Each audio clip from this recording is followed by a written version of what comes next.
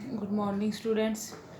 आज हम करेंगे चैप्टर 8 अपनी बसंत बुक का, ठीक है, जिसका नाम है साम एक किसान। यानी इसमें जैसे कि कविता के शीर्षक में ही है कि साम का वर्णन एक किसान के रूप में किया गया है, ठीक है। तो इसके राइटर हैं सर्वेश्वर दयाल सक्सेना जी।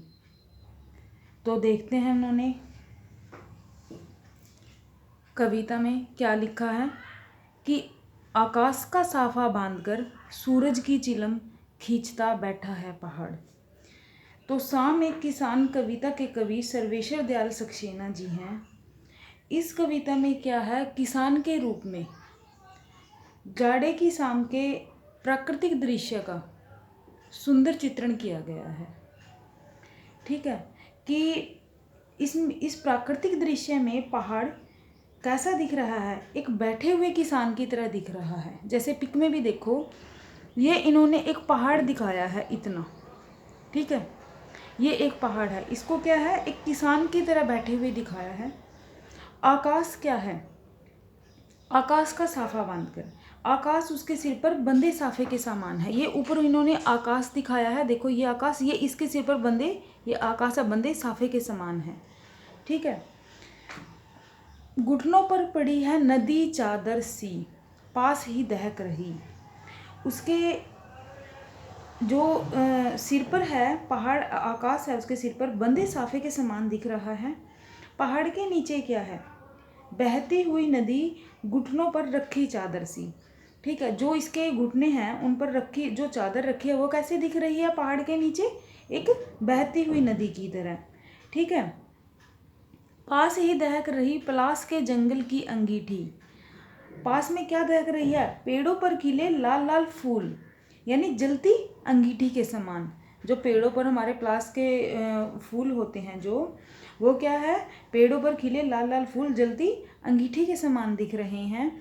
अंधकार दूर पूर्व में सिमटा बैठा है बेड़ों के गले सा, यानी पूर्व क्षितिज पर घना होता अंधकार। देखो इसके पूर्व क्षितिज पर जो बिल्कुल दूर क्षितिज होते हैं, जहाँ दो मतलब कि दो अपोजिट दिशाओं का मिलन नहीं होता, वहाँ पर क्या दिख रहा है, पूर्व क्षितिज पर घना होता अंधकार। कैसा अंधकार दिख रहा है, जैसे झुंड में बैठी भेड़ों जैसा, कि जैसे झुंड में भेड़ बैठी हों और पश्चिम दिशा में डूबता सूरज चिलम पर सुलगती आग की भांति दिख रहा है। जैसे चिलम पर, हम चिलम को जब भरते हैं, जो लोग हुक्का पीते हैं, और जब हम चिलम को भरते हैं तो उसके ऊपर हम बिल्कुल अंगारे रखते हैं ताकि वो जो उसमें वो होता है, तंबाकू होता है, वो सुलगता रहे, ठीक है।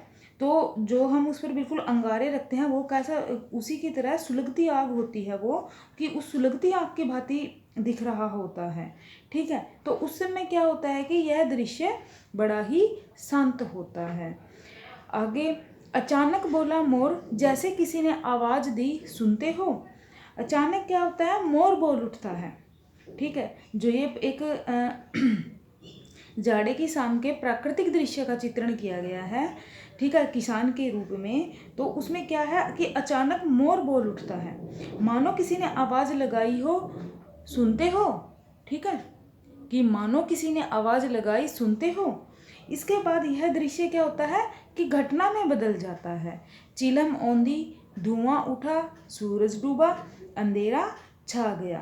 तो जब यह दृश्य घटना में बदल जाता है, पहले तो यह प्राकृतिक दृश्य होता है एक जाड़े की शाम का, ठीक है, फिर बाद में क्या होता है, यह दृश्य घटना में बदल जाता है कि क्या, चिलम उलट जाती है, यानी जो चिलम हमारी अंगारे से भरी होती है, ठीक है, जो सुलगती आग की भांति प्रतीत होती है, वो क्या होती है, उलट जाती है, ठीक है। आग क्या होती है, बुझ जाती है, ठीक है। धुआं क्या होता है, उठने लगता है। और जो सूरज पश्चिम दिशा में डूबता सूरज होता है, वो क्या होता है, सूरज डूब जाता है। जो शाम के प्राकृतिक दृश्य का वर्णन होता है वो क्या होता है, शाम ढल जाती है और जो रात का अंधेरा छा जाता है, ठीक है। तो स्टूडेंट्स, ये हमारी एक छोटी सी कविता है, ठीक है। इस कविता में 2 ही पैराज इन्होंने दिए हैं। इन्होंने इसमें मेन यही किया है कि जो जाड़े की शाम है उसका प्राकृतिक दृश्य का चित्रण किया गया है। किसके रूप में किया गया है, एक किसान के रूप में, कि इन्होंने जो पहाड़ को एक किसान माना है, आकाश क्या है, उसके सिर पर एक साफे के समान है। ठीक है, जो पहाड़ के नीचे नदी बहती हुई है वो क्या है कि जैसे उसके घुटनों पर चादर रखी हो। ठीक है, उसके जो पलास के पेड़ हैं वो क्या है, अंगीठी के समान दिखाए हैं। ठीक है, और जो पश्चिम दिशा में डूबता सूरज है वो कैसे दिखाया है कि जैसे चिलम पर सुलगती आग की भांति प्रतीत हो रहा हो। तो इन्होंने इसका बड़ा सुंदर चित्रण किया है। और कविता में उपमा अलंकार है, कैसे, इन्होंने देखो 2 एग्जाम्पल है, नदी घुटनों पर पड़ी है, नदी चादर सी, जहाँ सी सा सम 3 आएंगे, वहाँ कौन सा अलंकार, उपमा अलंकार। आगे देखिए, उपमा सिमटा बैठा है भेड़ों के गले सा, तो सा गया वही सी सा सम सा, तो कौन सा अलंकार, उपमा अलंकार। तो उपमा अलंकार का कविता में प्रयोग हुआ है। तो स्टूडेंट्स आप इसे एक बार रीड जरूर करोगे। Okay, thank you.